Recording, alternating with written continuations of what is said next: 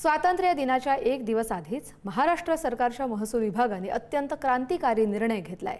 राज्य सरकार आता मंडळ अधिकारी, तहसीलदार आणि जिल्हाधिकाऱ्यांपर्यंतच्या न्यायालयातील जमिनीचे सगळे महसुली दावे निकाली काढणार आहे।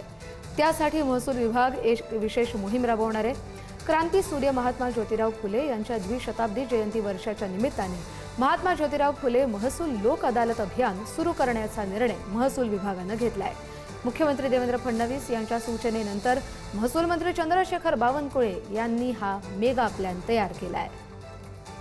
सप्टेंबर पासून तर 31 मार्च पर्यंत महात्मा ज्योतिराव फुले लोक अदालती आयोजित करण्याचा विचार महसूल विभागाने केला आहे।